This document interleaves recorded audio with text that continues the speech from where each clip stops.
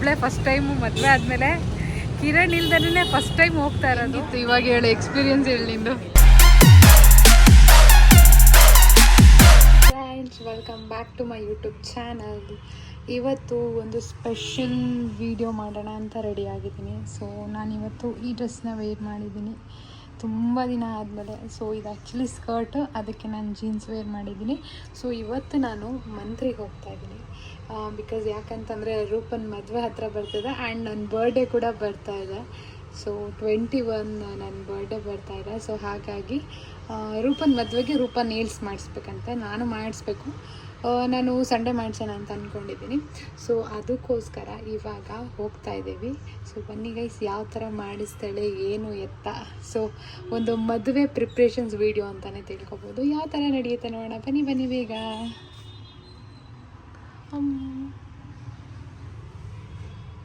ನಾನು ಲಿಪ್ಸ್ಟಿಕ್ ಹಾಕಿದ್ದೀನಿ, ಬಟ್ ಹಾಕೇ ಇಲ್ಲ, ನಂಗೆ ಕಾಣಿಸ್ತಾ ಇದೆ. ಇವಾಗ ಹೊರಟಾಯಿತು. ನನಗೊಂಥರ ಭಯ ಫೀಲ್ ಆಗ್ತದೆ. ಏನಕ್ಕೆ ಅಂತಂದರೆ ಒಬ್ಬಳೇ ಫಸ್ಟ್ ಟೈಮು ಮದುವೆ ಆದಮೇಲೆ ಕಿರಣ್ ಇಲ್ದೇ ಫಸ್ಟ್ ಟೈಮ್ ಹೋಗ್ತಾ ಇರೋದು. ಸೊ ಹಾಗಾಗಿ ಏನನ್ಸುತ್ತೆ ನೋಡೋಣ. ನಾನು ಇವಾಗ ಮೆಟ್ರೋದಲ್ಲಿ ಹೋಗ್ಬೇಕಂತ ಅಂದ್ಕೊಂಡಿದ್ದೀನಿ. ಸೊ ಅಲ್ಲಿವರೆಗೂ ನಡ್ಕೊಂಡು ಹೋಗ್ಬೇಕು ಇವಾಗ. ಅಂತಂದರೆ ಅದೇನೋ ಒಂಥರ ಎಜುಕೇಷನ್ ಥರ. ಸೊ ಏನಕ್ಕೆ ಅಂತಂದರೆ ನಾನು ಮದುವೆಗಿಂತ ಮುಂಚೆ ಓಡಾಡ್ತಿದ್ದೆ ಒಬ್ಬಳೇ, ಬೆಂಗಳೂರಲ್ಲೇ ಕೆಲಸ ಮಾಡ್ತಿದ್ದರಿಂದ. ಸೊ ಇವಾಗ ಮದುವೆ ಆದಮೇಲೆ ಫಸ್ಟ್ ಟೈಮ್ ಹೋಗ್ತಾ ಇರೋದು ಒಬ್ಬಳೇ, ಅದು ಕಿರಣ್ ಇಲ್ದಲೇ. ಸೊ ಅದೇ ಏನೋ ಒಂಥರ ಫೀಲಿಂಗು. ಇವಾಗ ಮೆಟ್ರೋದಲ್ಲಿ ಹೋಗಬೇಕು. ಸೊ ಫಸ್ಟು ಇವಾಗ ಟಿಕೆಟ್ನ ಇವಾಗಲೇ ಬುಕ್ ಮಾಡ್ಕೊತೀನಿ. ಆಲ್ರೆಡಿ ರೂಪ ವೆಯ್ಟ್ ಮಾಡ್ತಾ ಇದ್ದಾಳೆ, ಆಫೀಸಿಂದ ಬರ್ತಾಳೆ ಅವಳು. ಇನ್ನು ಅವಳ ಮದುವೆಗೆ ಒಂದು 5 days ಅಷ್ಟೇ ಬಾಕಿ ಇರೋದು.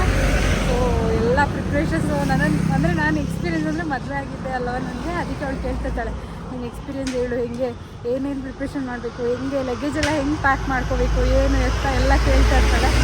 ಸೊ ಪ್ರತಿದಿನ ಅವಳಿಗೆ ಹಿಂಗೆ ಮಾಡ್ಕೊ ಅಂತ ನನಗೇನು ಗೊತ್ತಿಲ್ಲ ಅದನ್ನು ಹೇಳ್ತಾ ಇರ್ತೀನಿ. ಸೊ ಬನ್ನಿ ಗೈಸ್, ಇವಾಗ ಬೇಗ ಹೋಗೋಣ. ನಾವು ಶಾಪಿಗೆ ಬಂದಾಯಿತು ನೋಡಿ. ಬಂದ ತಕ್ಷಣ ಪೋಣಿಸ್ತವಳೆ. ಸೊ ನಾನು ನುಗ್ಗೆಕಾಯಿ ಸಾಂಬಾರು ಮತ್ತು ರೈಸ್ ತೊಗೊಬಂದಿದ್ದೆ. ಅಮ್ಮ ಕಜ್ಜಾಯ ಮತ್ತು ನಿಪ್ಪಟ್ಟೆಲ್ಲ ತಂದಿದ್ದಾರೆ, ಕೊಟ್ಟಿದ್ದಾರೆ ತಿನ್ನೋಕ್ಕೆ. ಸೊ ಯಾಕವ ಏನು ಬೇಡ. ಸೊ ಗೈಸ್, ಇವಾಗ ನೇಲ್ಸ್ ಮಾಡಿಸ್ಬೇಕು. ಸೊ ಇಲ್ಲಿ ಯಾರೋ ಕ್ಲೈಂಟ್ ಇದ್ದಾರೆ, ಸೊ ಹಾಗಾಗಿ ವೆಯ್ಟ್ ಮಾಡ್ತಾ ಇದ್ದೀವಿ. ಇವಾಗ ಸ್ಟಾರ್ಟ್ ಮಾಡಿದ್ರು ರೂಪ ನೇಲ್ಸ್ ಮಾಡ್ಸೋಕ್ಕೆ. ಫಸ್ಟ್ ಟೈಮ್ ಮಾಡಿಸ್ತಿರೋದಂತೆ. ಲಾಸ್ಟಿಗೆ ಕೇಳೋಣ ಎಕ್ಸ್ಪೀರಿಯೆನ್ಸ್ ಹೆಂಗಿರುತ್ತೆ ಅಂತ. ನೋಡಿ ಅಲ್ಲಿ ಫೋನಲ್ಲಿ ಮಾತಾಡ್ತಾರೆ. ಇವಾಗ ನೇಲ್ಸ್ ಎಲ್ಲ ಅಂಚಾಗಿದೆ ನೋಡಿ, ಹೆಂಗೆ ಕಾಣಿಸ್ತದೆ. ಆಗಿದೆ ನೋಡಿ ಇಲ್ಲಿ. ಇವಾಗ ನಮ್ಮ ಸಾಯಿಲ್ ಅವರು ಕೆಲಸ ಬಿಟ್ಟು ನೆಕ್ಸ್ಟ್ ವ್ಲಾಗ್ ಸ್ಟಾರ್ಟ್ ಮಾಡಬೇಕು ಅಂತ ಇದ್ದಾರಂತೆ. ನೋಡಿ ಏನು ಮಾಡ್ತೀರಾ, ಸ್ಟಾರ್ಟ್ ಮಾಡೋದಾ ಏನು ಕೇಳೋಣ. ನೋಡಿ ನೇಲ್ಸ್ ಎಲ್ಲ ಮಾಡಿಸ್ಕೊಂಡು ಇವಳು ಇನ್ನೂ ಫೋನಲ್ಲಿ ಬ್ಯುಸಿ ಆಗೋಳು. ಇವಾಗ ನೋಡಿ ಇಲ್ಲಿ ಅಕ್ರಲಿಕ್ ಆಗ್ತಾ ಇದ್ದಾರೆ. ಏನು ಆಗ್ತಾ ಇದ್ದಾರೆ ಅಂತ ಕೇಳ್ತಾಳೆ ರೂಪ. ಸೊ ಹೆಂಗೆ ಅನ್ನಿಸ್ತಿದೆ ಕೇಳೋಣ ಅವಳಿಗೆ. ತುಂಬ ಫೋನ್ ಬರ್ತಾ ಇದೆ. ಏನೇನೋ ಮದುವೆ ಕೆಲಸ ಅಂದರೆ ಇವಳು ಬೇರೆ ನನಗೆ ಟಾರ್ಚರ್ ಕೊಡ್ತಾವಳೆ ಅಷ್ಟೇ. ಮೇಲ್ಸು ಮದುವೆಗೆ ಅಂತಂದರೆ ಅಟ್ಲೀಸ್ಟ್ ಇಷ್ಟುದ್ದನಾದರೂ ಮಾಡಿಸ್ಕೊಬೇಕಲ್ವಾ. ಸೊ ಕೇಳಿದ್ರೆ ಇದೇನು ಇಷ್ಟುದ್ದ ಅದು ಬೇಡ ಇದು ಬೇಡ ಅಂತ ನಾನು ಹೇಳಿದ್ರೆ ನಾನು ಟಾರ್ಚರ್. ಫೈನಲ್ ಆಗಿದೆ. ಸೊ ಚೆನ್ನಾಗಿ ಕಾಣಿಸ್ತಿದೆ. ಹಾಂ, ಸೊ ಇವಾಗ ಕಲರ್ ಸೆಲೆಕ್ಟ್ ಮಾಡೋದು. ಓಮ್ರೆ ಮಾಡಿಸ್ಕೊತೀಯಾ ನೋಡೋಣ.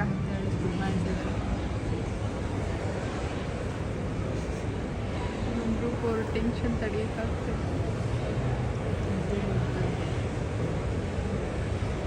ಏನು ಲುಕ್ ಕೊಟ್ಟವ. ಇವಾಗ 2 ಗ್ಲಿಟರ್ನ ಹಾಕಿದ್ದೀವಿ. ಯಾವ್ದು ಚೆನ್ನಾಗಿ ಕಾಣಿಸ್ತದೆ ಅಂತ ಕಮೆಂಟ್ ಮಾಡಿ.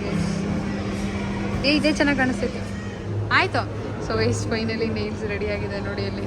ಓಹೋ, ಶೈನು ಮುಖದಲ್ಲಿ ಮದುವೆ ಕಳೆ ಎದ್ದು ಕಾಣಿಸ್ತದೆ. ಅದ್ರ ಜೊತೆ ಕೆಮ್ಮು ಬೇರೆ ಪಾಪ ನಮ್ಮ ಹುಡುಗಿಗೆ. ರೆಡಿ ಆಯ್ತಾ? ಇಷ್ಟ ಆಯ್ತಾ? ಹೆಂಗಿತ್ತು ಇವಾಗ ಹೇಳು, ಎಕ್ಸ್ಪೀರಿಯೆನ್ಸ್ ಹೇಳಿ ನಿಂದು. ತುಂಬ ತಿಂಗಿಡ್ಕೊಂಡು ಮುಗಿಸ್ಬೇಕಲ್ಲ, ನಿದ್ದೆ ಬರುತ್ತೆ. ಇಲ್ಲಿ ಕೈದೆಲ್ಲ ಆಯಿತು. ಇವಾಗ ನೆಕ್ಸ್ಟು ಕಾಲಿಗೆ. ಸೊ ಇದಕ್ಕೆ ನಾರ್ಮಲಾಗಿ ಮಾಡಿಸ್ಕೊತೀನಿ ಅಂತ ಹೇಳಿದ್ದಾರೆ. ನನಗೇನೋ ಇದು ನಾರ್ಮಲ್ ಅಂತ ಅನ್ನಿಸ್ತಿದೆ ಗೈಸ್. ಇನ್ನೂ ಡಿಫ್ರೆಂಟಾಗಿ ಏನಾದರೂ ಮಾಡಿಸ್ಬೇಕಿತ್ತು, ಬಟ್ ಟೈಮ್ ಇಲ್ಲ ಇವಳಿಗೆ. ಟೈಮ್ ಇದ್ದಾಗ ಬರಲ್ಲ ಅಲ್ಲೇನವ, ಟೈಮ್ ಇದ್ದಾಗ ಬರಬೇಡ ನೀನು.